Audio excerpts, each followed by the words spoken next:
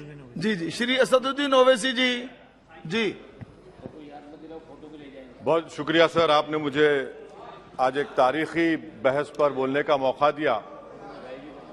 मोहतरम जनाब, इस ऐवान के 75 साल के पार्लिमानी सफर की तकमील पर हम बहस कर रहे हैं। मैं सबसे पहले अपनी जानिब से खराज अकीदत पेश करना चाहूँगा मौलाना हिफ्जुर रहमान साहब को, जो पहली और दूसरी पार्लियामेंट के मेंबर थे, मेरे कायद सालार मिल्लत सलाहुद्दीन ओवैसी को, सुलेमान सेठ साहब को और मौलाना बनात वाला साहब को। जनाब मोहतरम, इस ऐवान की नाकामियों का भी जिक्र हमको करना जरूरी है। 75 साल का तारीखी सफर इस ऐवान ने मुकम्मल किया। ये ऐवान एक इमारत नहीं है मेरी नजर में, ये ऐवान इस वतन अजीज का एक दिल है, जो बाहर जो गरीब और मजलूम अवाम की तकलीफ को महसूस करे, इसीलिए मैं इसको दिल कहता हूं। मैं आपके सामने 15 मिसालें पेश करूंगा जहां पर इस ऐवान ने अपनी नाकामी का सबूत पेश किया। एक उस वक्त जब दिल्ली की सड़कों पर सिखों की नस्लकशी की जा रही थी। एक उस वक्त जब 6 दिसंबर को बाबरी मस्जिद की शहादत हुई। आ रहा हूं भागलपुर, जिसमें रेशम के कारोबार को खत्म किया गया, मुसलमानों को दफना दिया और वहां पर फूल गोभी उगना शुरू हो गई। एक उस वक्त नाकामी साबित हुई जब मुजफ्फरनगर और गुजरात में नस्लकशी की गई। एक उस वक्त सर जब हम देखते हैं कि मुंबई की सड़कों पर इंसानियत का नंगा नाच हुआ। एक उस वक्त जब इस ऐवान में टाडा पोटा का काला कानून बनाया गया, यूएपीए का कानून बनाया गया, आफ्सपा का कानून बनाया गया, जिसको 1 साल के लिए बनाया गया था। 58 में हम 2023 में आ गए। एक उस वक्त नाकामी साबित हुई जनाब, जब हम देख रहे हैं कि आज ये जो दिल है, भारत का दिल है, हिंदुस्तान का, इंडिया का दिल है, आज गरीबों में, मजलूमों में, मुसलमानों में, कश्मीर की आवाम में, दलितों में, आदिवासियों में इस ऐवान की मोहब्बत और एतमाद खत्म हो रहा है, कम हो रहा है। इसीलिए जनता सड़कों पर आकर एहतजाज कर रही है, क्योंकि उनको लग रहा है कि ये इमारत बन चुकी है, हमारा दिल नहीं है। चाहे CAA का प्रोटेस्ट हो, चाहे किसानों का प्रोटेस्ट हो, चाहे शेड्यूल कास्ट के रिजर्वेशन का मसला हो। इसीलिए मैं आपके जरिए हम तमाम को मुतनब्बे करना चाह रहा हूं कि अगर हम रोडों पर इंसाफ करना जनता को अलाउ करेंगे, इस ऐवान को दिल नहीं रखेंगे, तो याद रखिए ये हमारी पार्लियामानी जमहूरियत के लिए बड़ा नुकसानदेह साबित होगा। और नुकसानदेह इसलिए भी होगा कि क्या हमको अपने ख्वाब गफलत से, अपनी जिम्मेदारियों से निभाने के लिए क्या भगत सिंह को आके बैठना पड़ेगा ऊपर कि देखो तुमने 75 साल में कैसा कानून बनाया और किसको कहां तक पहुंचा दिया।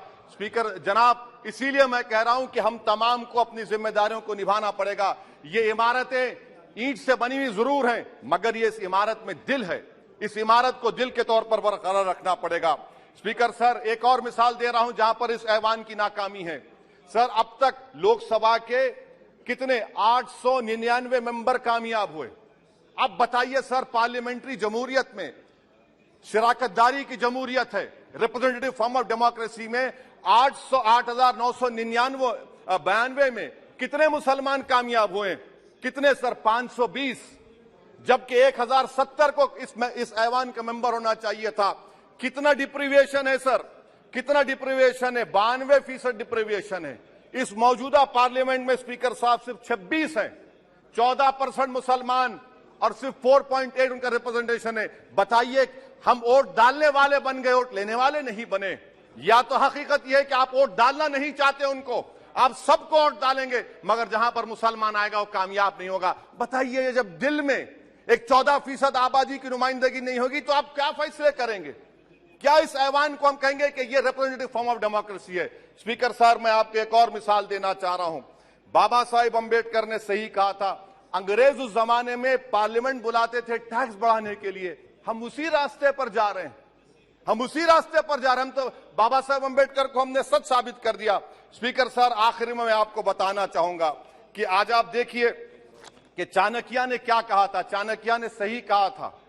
चाणक्य ने सही कहा था कि जब राज चलाने वाले व्यापारी हो जाएंगे तो उस राज के लोग भिखारी हो जाएंगे। आज ये वक्त आ चुका है सर, आज ये वक्त आ चुका है कि क्या first pass the post system इस देश के लिए सही है या फिर हम प्रोपोर्शनल फॉर्म ऑफ रिप्रेजेंटेशन को फॉलो करेंगे।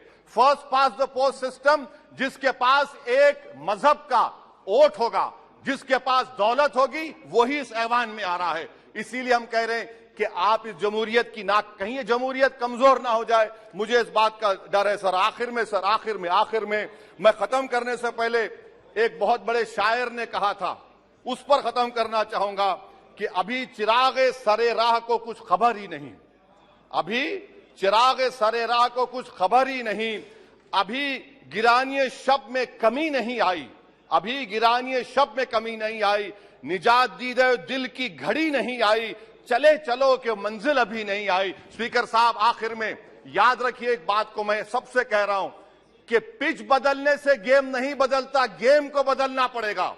आप पिच बदल रहे हैं, वरना याद रखिए जब तक हम अपने जमहूरी उसूलों पर, रूल ऑफ लॉ पर, संविधान पर अटूट अमल नहीं करेंगे, वरना याद रखिए कहीं नई इमारत भी हिटलर की राइक्सटैग की इमारत ना साबित हो जाए। बहुत बहुत शुक्रिया सर।